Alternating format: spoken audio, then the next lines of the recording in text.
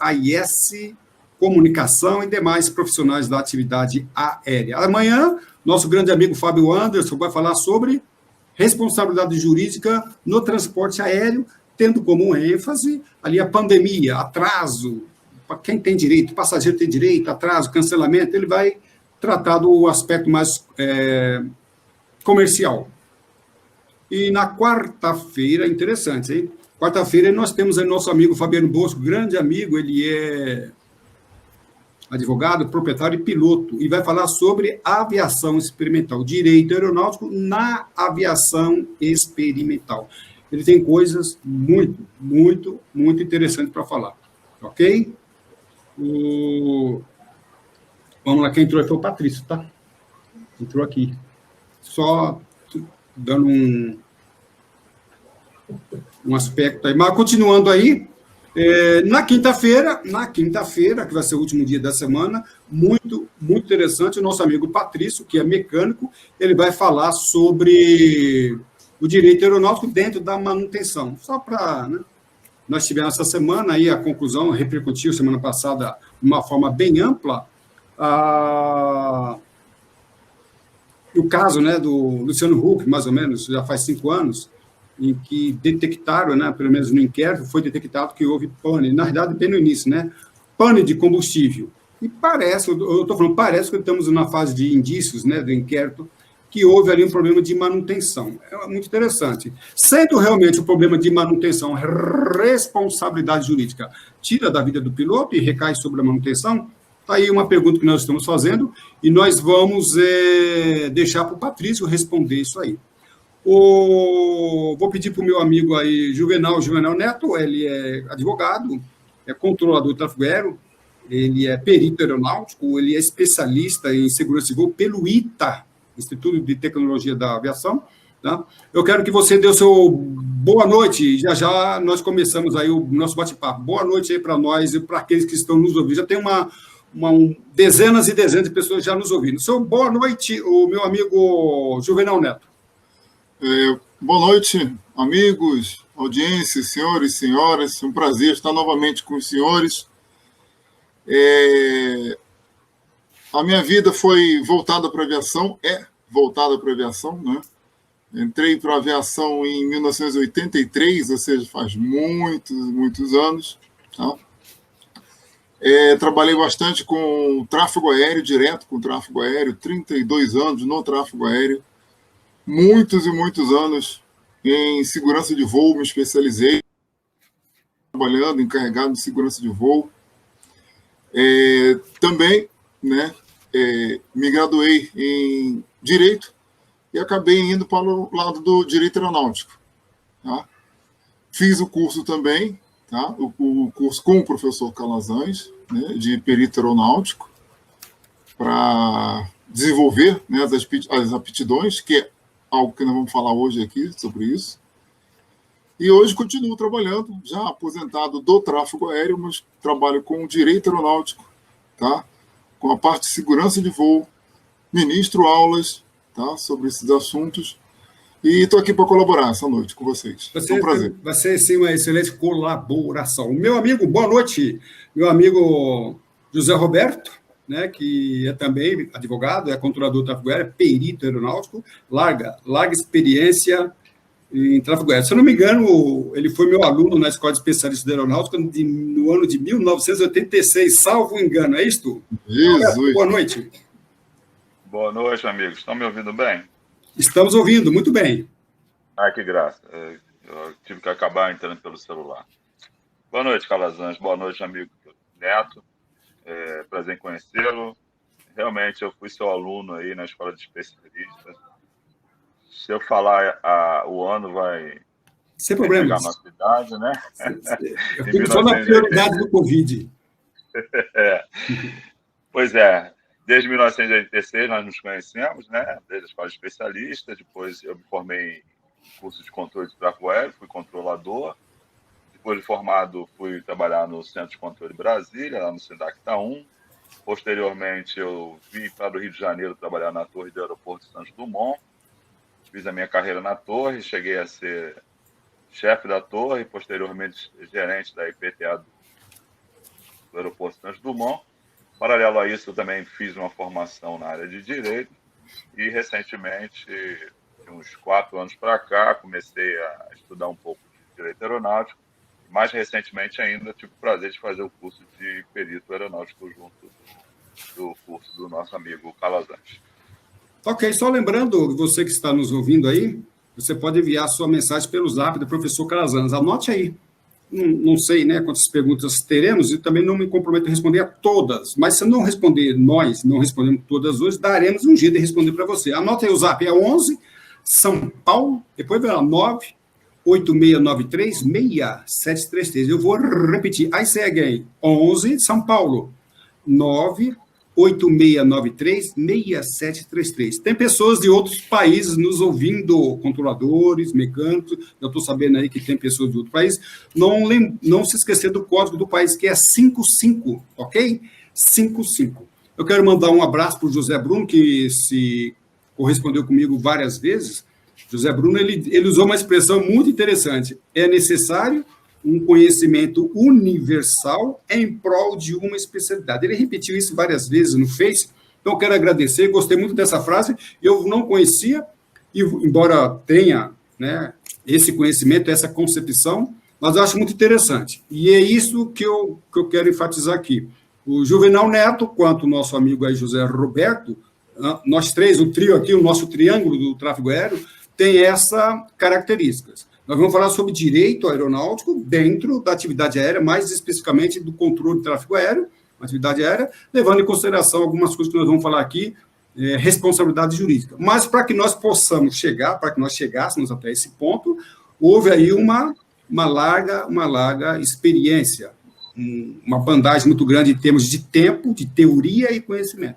Esta é a característica daqueles que se formam perito com o professor Calazans. Nós, né, trabalhamos com essa concepção. Ives Gandra Neto, uma vez em uma entrevista com Danilo Gentili, Danilo Gentili perguntou: Ives Gandra, o que é perito? Claro que não foi na área específica. E o Ives Gandra, ele definiu muito bem, que eu gostei e uso. Perito é aquele profissional que une 2 pontos: teoria e experiência. Então, ninguém aqui tem menos de 30 anos de experiência como no tráfego aéreo. Esse é o ponto. Claro que você não precisa ter essa experiência, esse conhecimento para iniciar. Nós proporcionamos condições para que você adquira toda a experiência. Ok? E vamos lá. O Neto e José, eu vou fazer uma abordagem geral, depois eu passo a palavra para o Neto, depois, na sequência, para o José Roberto, para comentar esses aspectos aqui que eu vou falar. Então, eu vou fazer uma introdução, tá? Lembrando que você pode interagir pelo zap.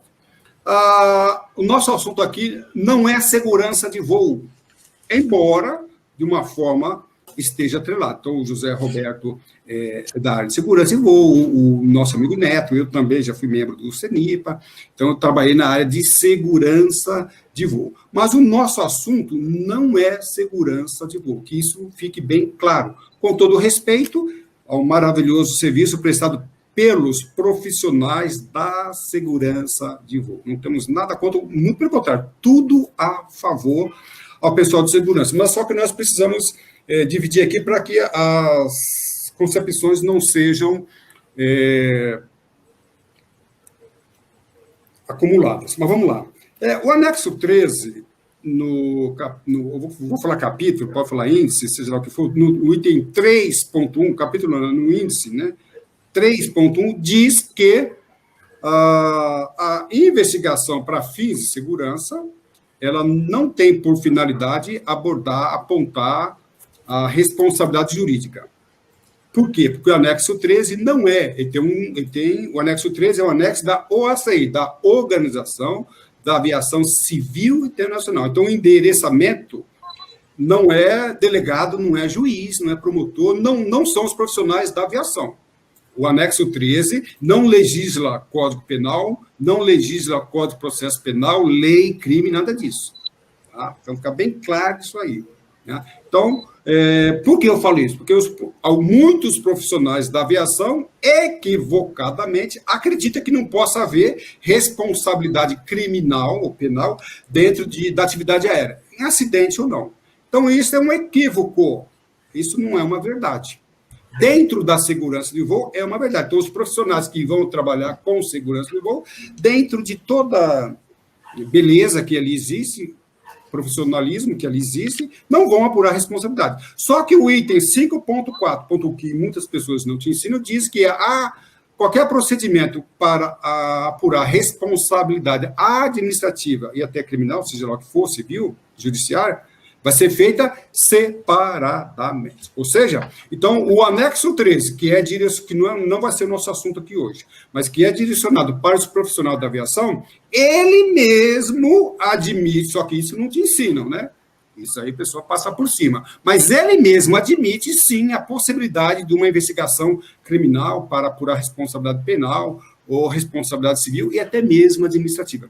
Esta atividade não é disciplinada pelo anexo 3. Então, nós precisamos fazer essa diferença. Há muitos equipes, eu dando aula, Calazans, não existe crime em acidente aeronáutico. Não sei de onde vocês tiraram isso. Em documento nenhum fala isso. Mas é só para a gente fazer esta separação, e depois o Neto e o nosso amigo José pode complementar em relação a isso. E aí eu vou falar aqui, tá? Alguns acidentes que ocorreram e que ensejaram, pelo menos, a apuração de responsabilidade. Então, vamos lá? Vou começar aqui com uma vez, em 2000, ou final da década de 90, eu estava dando aula de Direito Aeronáutico para uma turma de supervisores no IPV. IPV era o Instituto de Proteção ao Voo, hoje é ICEA, Instituto do Controle do Espaço Aéreo, onde eu fui por muito tempo professor. Eu estava dando aula de Direito Aeronáutico, responsabilidade do ATC, do Controlador de Tráfego Aéreo, para uma turma de supervisores. O menos experiente ali tinha 20 anos de serviço no tráfego aéreo. E eu usei uma expressão. Eu falei assim, olha, a expressão que eu usei, no final de 90, início de 2000. Do jeito que os controladores estão atuando, em breve, se houver um acidente, uma grande possibilidade de que eles sejam acusados a título de dolo. Quando eu falei isso, eu recebi uma ovada de gargalhada de alguns juristas ali, e falei, cara, você está ficando doido. O que é isso? Como que pode um negócio desse? Isso não existe. Isso eu falei, foi antes de 2000. Ocorreu, né, que nós tivemos um acidente muito interessante em 2006, que foi o Legacy, e ali houve uma acusação, um dos controladores foi acusado a título de dolo. Depois ele foi absolvido, não vou falar sobre a absolvição dele, eu chamo de absolvição absurda, é uma coisa mais absurda que eu vi em termos de Brasil, e você pode acessar o meu site, Calazans Aviation, na seção blog eu fiz ali uma aula em vídeo de 20 minutos que eu falo sobre isso, mas eu não vou falar aqui agora. E ali o controlador foi absolvido, mas alguém ali, né, resumidamente aqui, o controlador do tráfego aéreo foi absolvido porque não tinha formação técnica, embora tivesse sido formado pela escola de especialista e passou pelo estágio. Na justiça, houve um procedimento muito interessante e chegou-se à conclusão de que aquele controlador do tráfego aéreo não tinha formação técnica, não foi aprovado. E mesmo assim, colocaram esse controlador para controlar. Assim sendo, o juiz entendeu que esse controlador que foi reprovado não tinha condições de ser controlador. Então, ele absolveu e faz a seguinte pergunta: quem homologou esse controlador é que deve ser responsabilidade, preste atenção, instrutores, checadores, professores. Olha o que o juiz diz, na opinião dele. Esse profissional que homologou um controlador incompetente para tal, deve responder a título de dolo. Achei muito, muito interessante. Mas, como eu estava falando, em 1996, em março de 1996, houve um acidente muito interessante, que ali, 96, eu estava nesse mês, em março, trabalhando no APP São Paulo, controle São Paulo, e eu percebi todo o tumulto que foi nos dias iniciais após o acidente. E eu acho que nós perdemos uma grande oportunidade. Eu sempre falei isso. Ali não houve acusação, mas houve um inquérito e os controladores tiveram ali grandes dificuldades. E aí, o tema do nosso simpósio aqui da semana é exatamente esse, né? Protegendo a sua carreira. Aí eu quero que tanto o nosso amigo Juvenal Neto quanto o nosso amigo José Roberto respondam essa pergunta. Eu já tenho a minha opinião, inclusive os nossos amigos José Neto e o Roberto, Juvenal Neto e o Roberto podem plenamente discordar de mim em qualquer coisa, não temos a intenção de ser unânimes em nossas decisões. Mas eu acho que os profissionais da atividade aérea, embora hoje seja os controladores, não estão protegidos. O nosso tema é protegendo a sua carreira.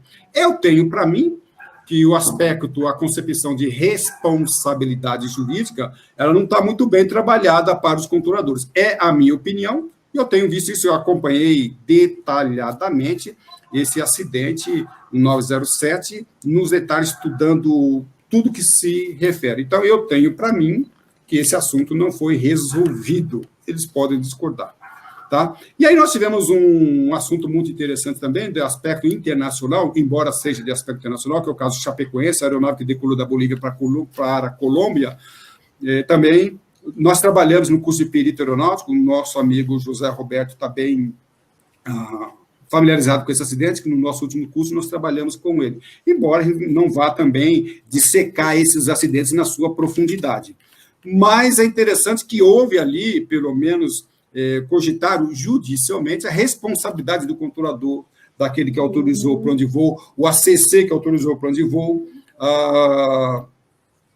o ACC, o Centro de Controle que recebeu a aeronave, inclusive fizeram uma bagunça danada, falaram que o controlador aceitou o plano de voo, o controlador não aceita plano de voo, não recebe plano de voo, quem recebe plano de voo é o pessoal da IS, houve uma confusão, e esse é um dos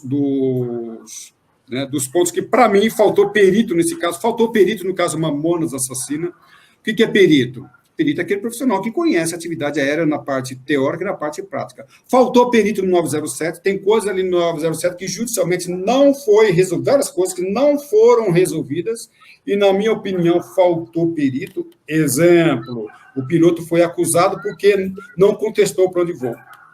O piloto preenche o plano de voo, recebe uma autorização diferente e o promotor diz que acusou o piloto por essa conduta. Faltou perito. Nosso amigo José Roberto Juvenal, desde quando um piloto deve contestar uma autorização? Em parte alguma, o documento internacional 4444, 9432, ICA 100, 37, ICA 112, nunca ouvi falar isso. Eu ouvi falar em cotejar. Cotejar. Então, ele coteja, ele pode até mesmo solicitar uma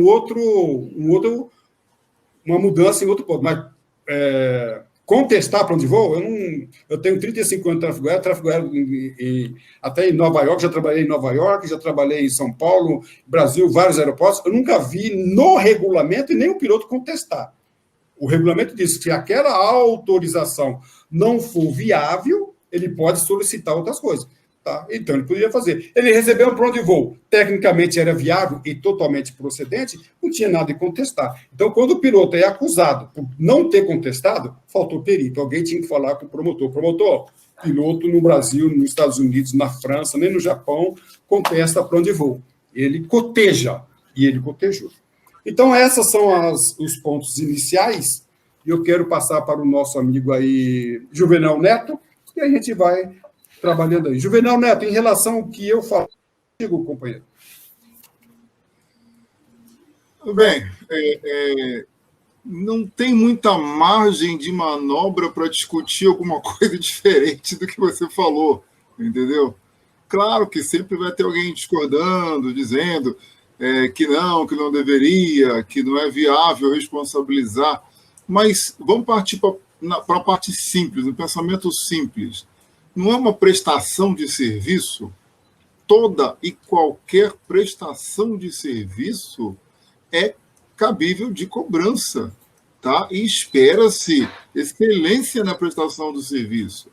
Se esse serviço não foi feito à altura ou causou prejuízo, dano, lesão, tem que ser responsabilizado.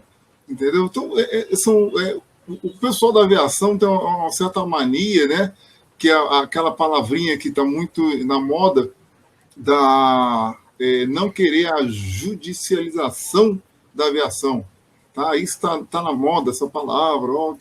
Ok, mas isso aí é viável até que não atinja você, né? Com os outros é simples.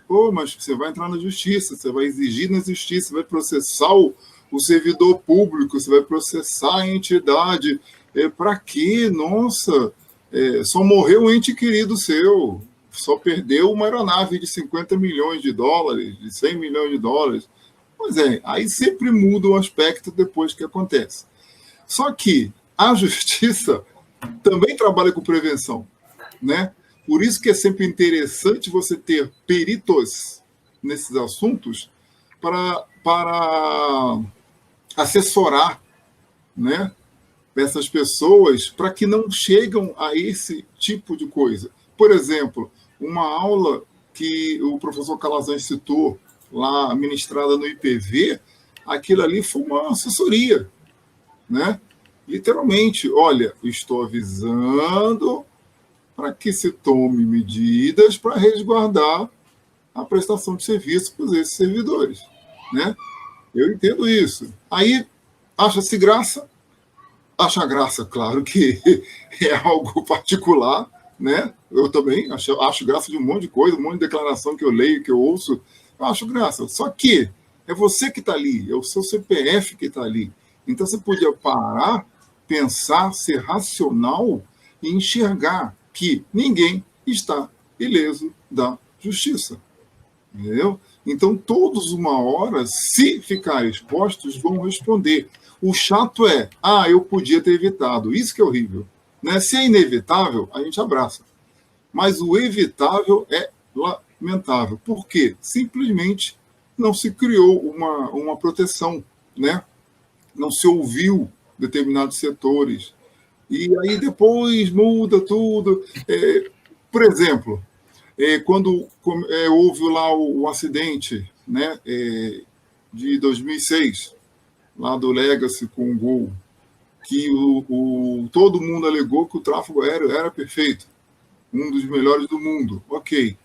Mas por que houve a mudança da legislação? Quem é da área sabe. Tá? Pontos essenciais foram modificados, mas para que você vai modificar uma coisa que está dando certo? Né? Isso é estranho isso aí. Né? Agora, por quê? Vamos falar agora do perito. Quantas vezes nós da aviação já vimos pessoas, claro que da aviação, mas dando palpite em áreas que não são peritos, tá? São usuários. Então, tem essa tradição ou essa mania, não sei um termo melhor, de entender, eu vou há 30 anos na ponte aérea, faço São Paulo-Rio, Rio-São Paulo há 30 anos, então eu sou um especialista em aviação, eu sou quase um perito, eu entendo, eu posso dar palpite. Não é assim, tá? Cada um no seu quadrado, como diz meu filho. Então, você tem que falar, você tem que opinar, você tem que atuar nas áreas que você tem conhecimento. Como perito.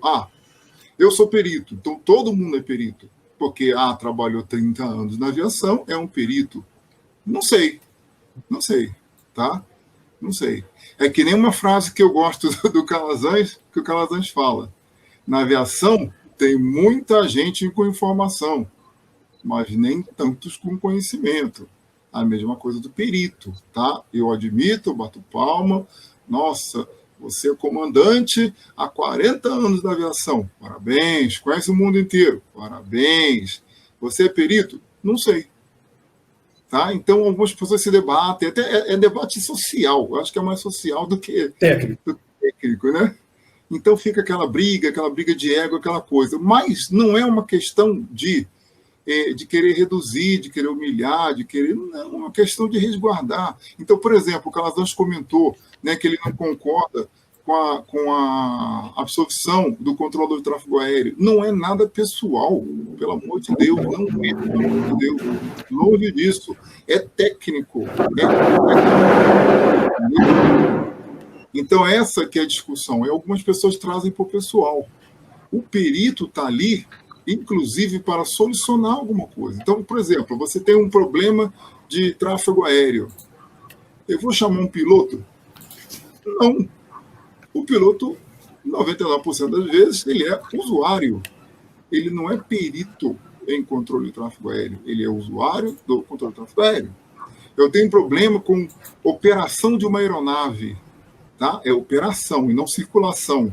Eu vou chamar um controlador de tráfego aéreo como perito da operação, vou chamar um piloto, porque é o respectivo, tá, profissional da área. Então, eu acho que há uma confusão e um problema de ego dentro da aviação.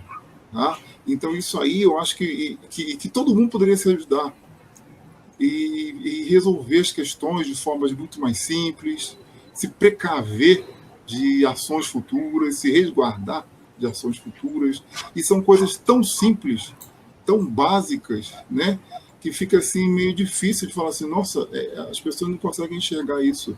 É simples, eu não quero saber mais que nada, que ninguém. Agora, sobre a minha parte, eu tenho que saber, já que eu sou profissional.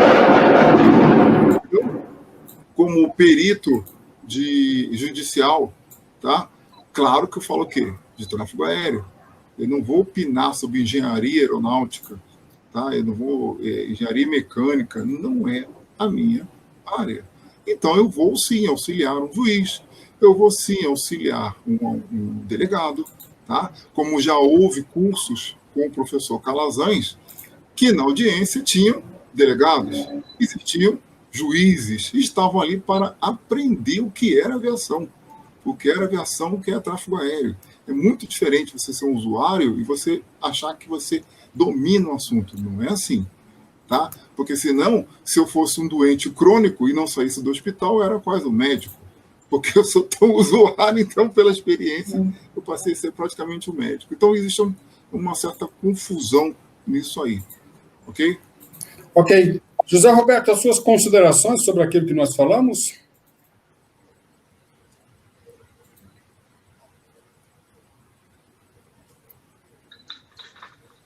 Pois bem, como o próprio nosso amigo Juvenal falou, é difícil discordar do Calazans e na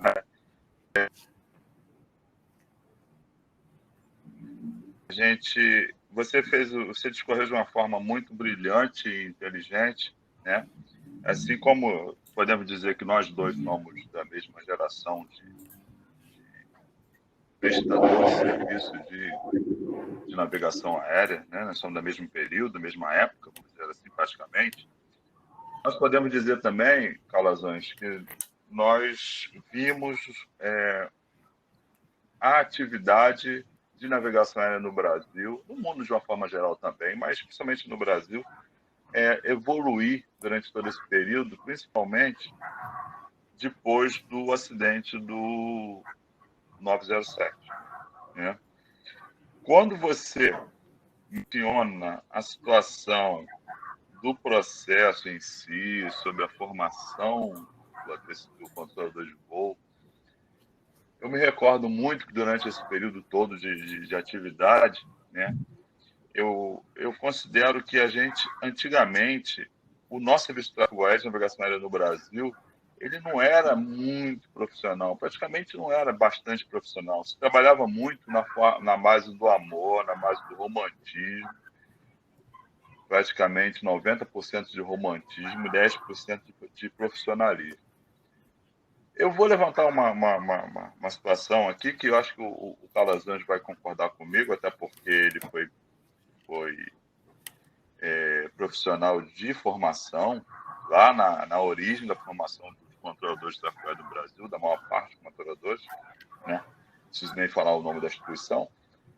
Mas, na minha época de formando, né, eu particularmente via muita deficiência na formação. Já na própria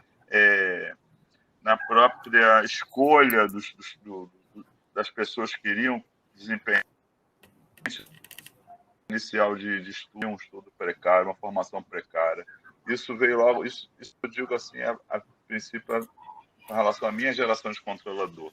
A gente foi para o sistema, nós fomos trabalhar no sistema, eu continuei vendo essa precariedade de formação, e isso ficou evidenciado, como você mesmo falou, Calazans, quando você fez a admissão ao curso de supervisores lá no ICEA, naquele momento, você exatamente expôs aquilo que era latente no sistema até então, que era a precariedade da formação do controlador. Eu vivenciei isso. Eu até fui, vamos dizer assim, vítima desse sistema ruim de formação.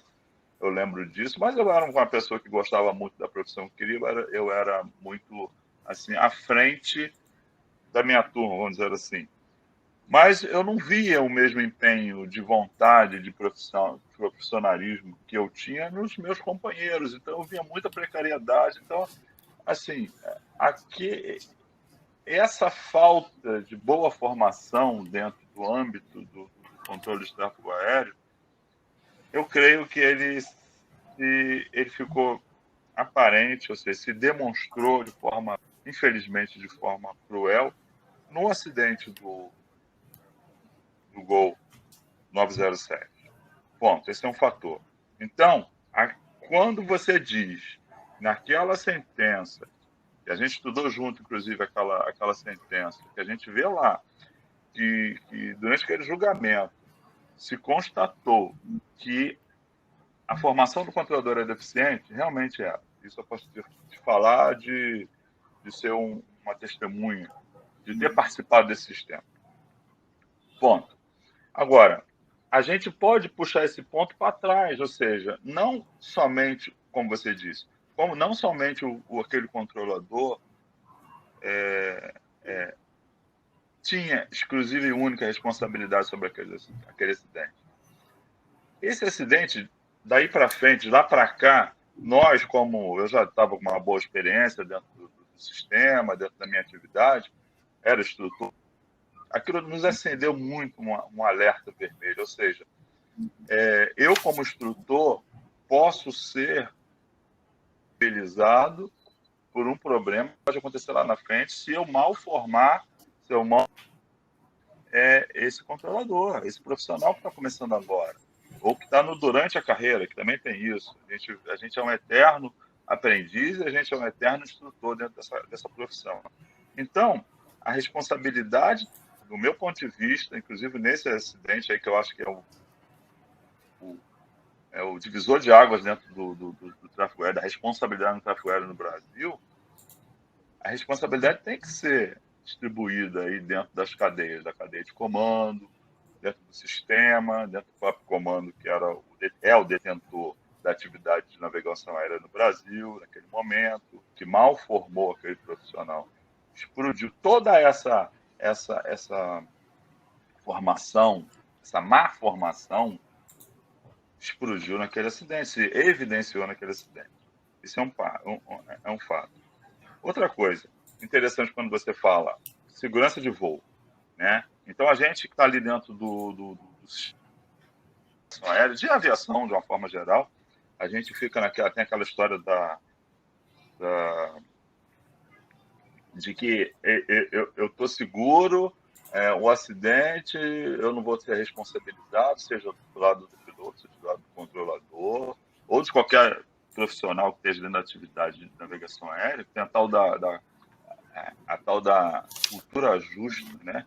Que dá aquela falsa impressão que pode acontecer o que for, que eu não vou ser responsabilizado penalmente ou civilmente com um fato, né, de um acidente. Enfim, isso é uma premissa que a gente tem que quebrar.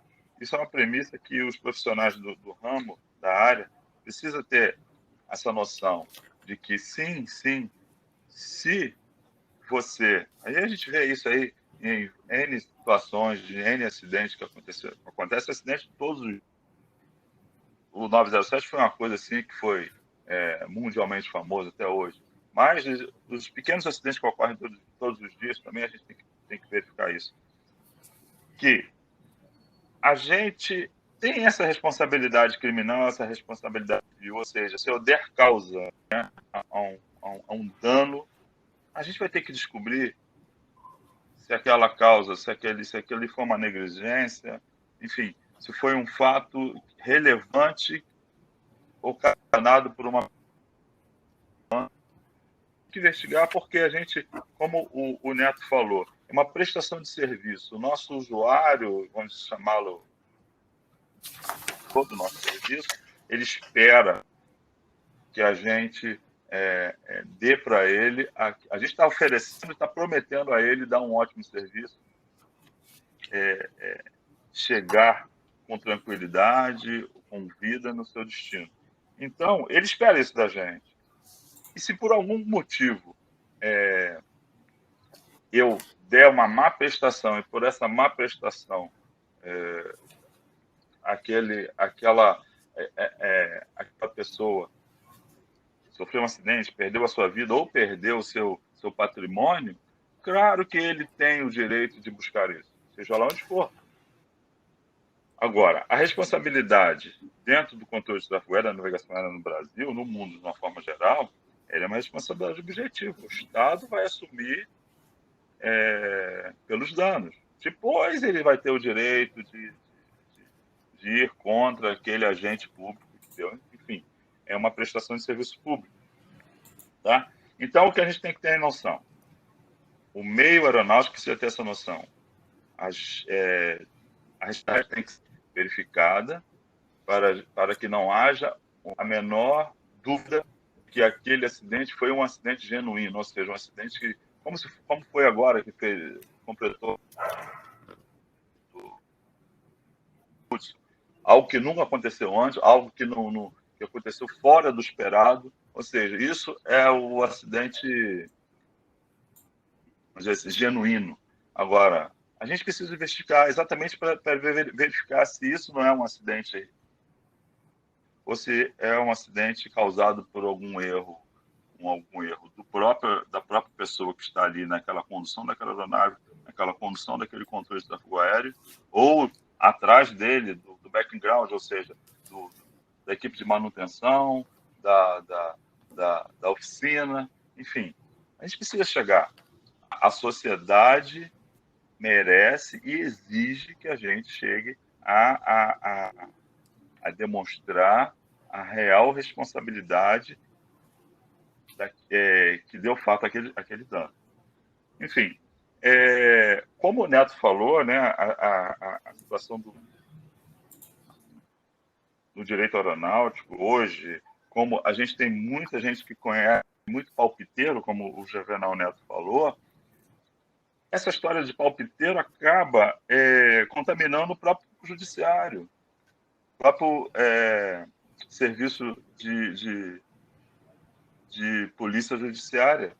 Ou seja, eles acabam tendo uma má informação por essas informações prestadas por esses palpiteiros e acabam, como o próprio Calazans disse, lá naquele julgamento faltou uma perícia adequada, uma perícia técnica para se chegar à real conclusão, e aquilo ali poderia ter aberto. Eu tenho um ponto de vista de que naquele acidente, por condições, por consideração disso que eu acabei de falar, da má formação, da cadeia da má formação daquele controlador de tráfego aéreo, a gente podia ter trazido a instituição que comanda, que determina o desenvolvimento da navegação aérea para dentro do processo para ser responsabilizado civilmente dentro do fato, até sob o ponto de vista de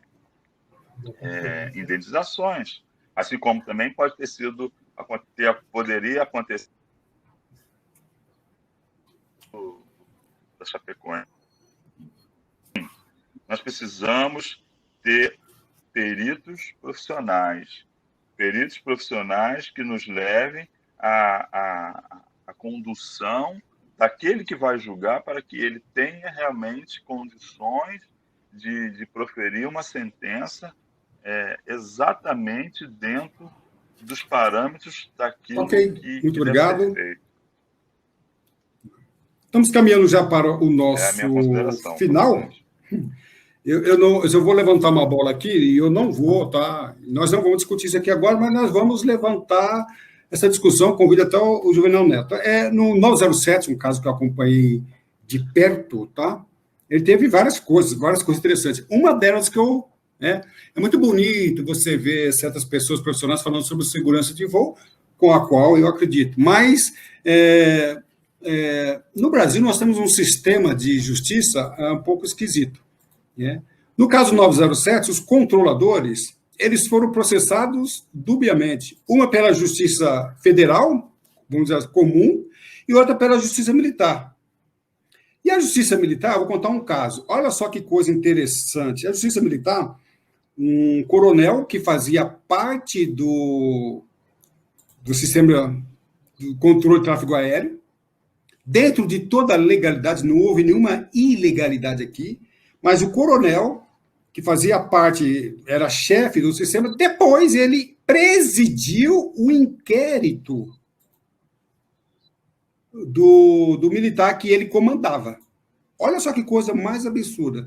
Então, você tem um sistema militar que forma o controlador do tráfego aéreo, que avalia, que checa, que homologa, que fiscaliza, que regulamenta e que julga. Opa! Não vamos conversar sobre isso aqui agora. Mas tem alguma coisa estranha ocorrendo no país. Eu até brinco, né, com alguns controladores. Cuidado. Esse oficial que está do seu lado hoje, que ele é teu chefe, amanhã ele pode presidir o inquérito sobre o acidente da qual você participou. E é interessante que nós vemos dentro do sistema militar que não tem nada de ilegal, mas é incoerente. Então, você tem lá a pessoa que fala sobre proteção de voo.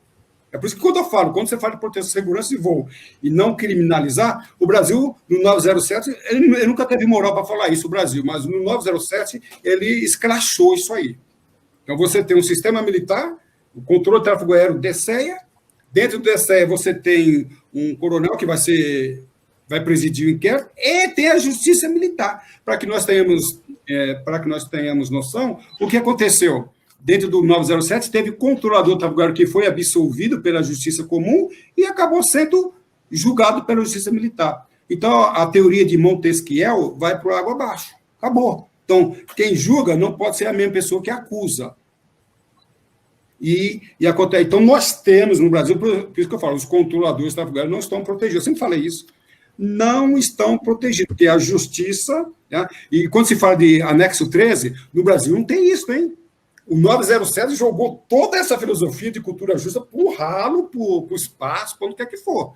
Eu não posso admitir que um sistema que forma controlador, que fiscaliza, que regula, ele julga também. Eu não posso entender isso. Então, há de se falar em cultura justa, como foi citado no Brasil, nunca mais, acabou. Cultura justa no Brasil serve para o meu amigo lá da Suíça, que está nos assistindo aqui, talvez para você sirva. Mas no Brasil...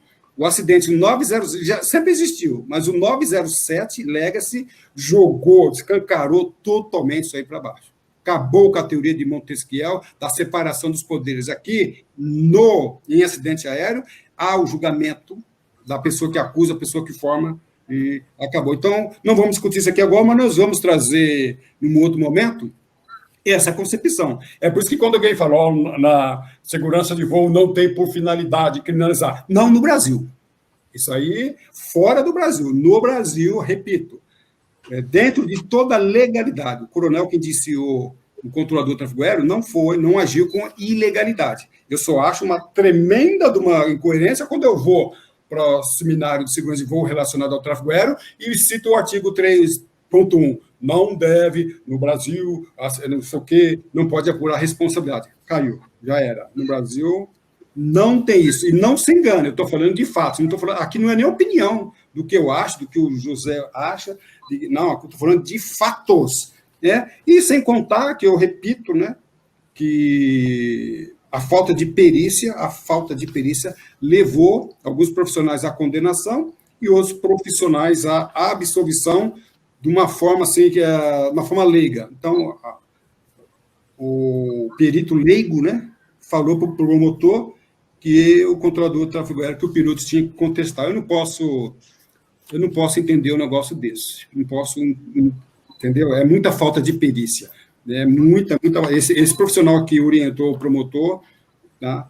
E ainda falo, né? Faltou perito ali. Eu tenho por certeza que o 907, o Mamonas Assassinas, se tivesse perito ali, coisas diferentes teria acontecido. Então, nós estamos muito, muito, muito, muito longe, tá? Então, essa concepção que nós queremos trazer para a atividade aérea no que se refere ao controle de tráfego aéreo. Cara, às vezes você é a favor da criminalização? Eu não sou a favor nem contra. Eu não sou advogado por opção, não sou juiz, não sou promotor. Eu fui controlador do tráfego aéreo e piloto. Tá?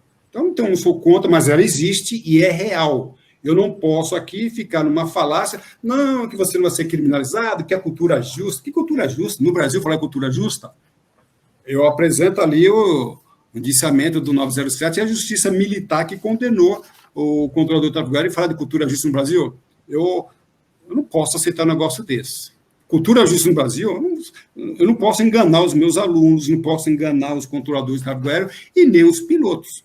Né? Eu, há pouco tempo, trabalhei num caso, perito, onde, graças a Deus, o piloto foi absolvido. Ele foi indiciado e foi acusado e está quase sendo condenado. Eu atuei como perito, ele acabou sendo absolvido. Eu falei para ele, cadê o pessoal aí da segurança de voo para te ajudar aí?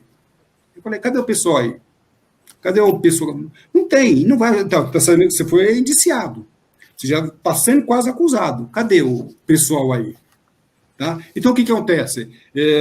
A questão não é ser a favor ou contra a criminalização. Ela existe. E o lema da semana é protegendo a sua carreira. O problema é que os profissionais da aviação, acreditando Papai Noel, mula sem cabeça, cultura justa, eles acreditam que não vão ser responsabilizados. E, assim sendo, não se prepararam para esse momento. Os profissionais da aviação não estão preparados para esse momento que é real, é penal, é real, é verdadeiro, no Brasil e no mundo. Então, nós queremos que você considere esta nova concepção. E se você entender diferente, os fatos comprovam aquilo que nós aqui estamos falando. Estamos caminhando realmente 30 segundos para as considerações finais do nosso amigo Juvenal Neto, e depois 30 segundos para as considerações finais do nosso amigo José Roberto, e vocês podem, né, é até bom que dê os seus contatos para aqueles que quiserem, talvez, contratar os vossos serviços, conhecê-los melhor, telefone, Face, o que vocês quiserem. Contigo, Juvenal Neto.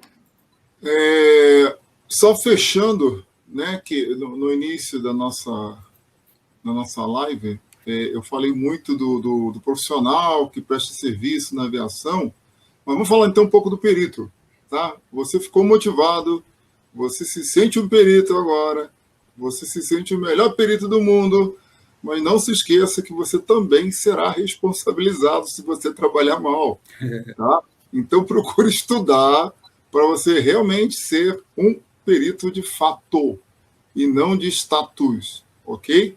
Porque senão você vai acabar respondendo. Pode fazer uma pesquisa simples e rápida, que você achará, qualquer um, achará processos, tá, contra peritos judiciais que falaram besteira, que copiaram e colaram, que foram tendenciosos, que colocaram opinião pessoal e não técnica, ok? Então, prepare-se. Se você se sente um perito, prepare-se para que seja de fato e não socialmente.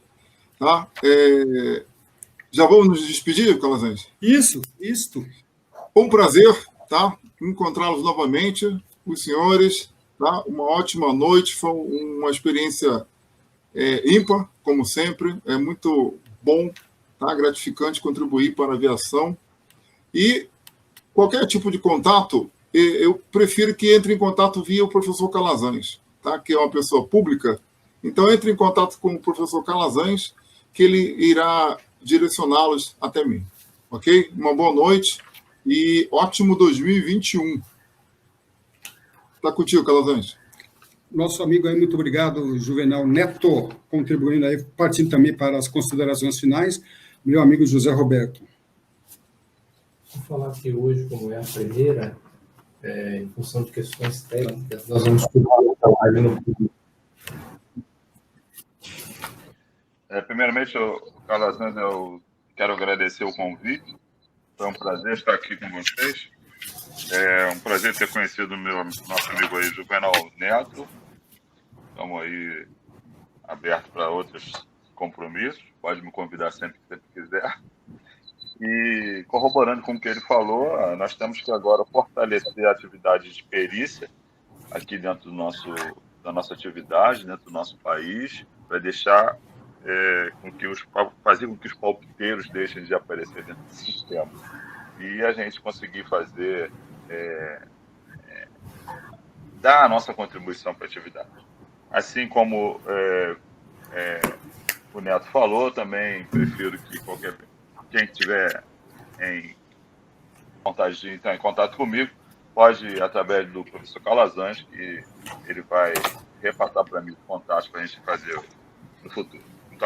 Ok, pessoal, então caminhando realmente para as finalizações, eu quero agradecer mais uma vez com grande carinho aí o nosso amigo José Roberto, nosso amigo Juvenal, né, as contribuições. Nós vamos elaborar mais eventos, discutindo aí, não foi o caso hoje, mas um dia ou outro nós vamos pegar um acidente e vamos discutir o acidente no aspecto penal, seja qual for o acidente. Tá? Então, quero também agradecer a todos aqueles que nos assistiram, lembrar que hoje, foi o primeiro dia, né, pane técnica, e nós tivemos um atraso, amanhã não ocorrerá isto.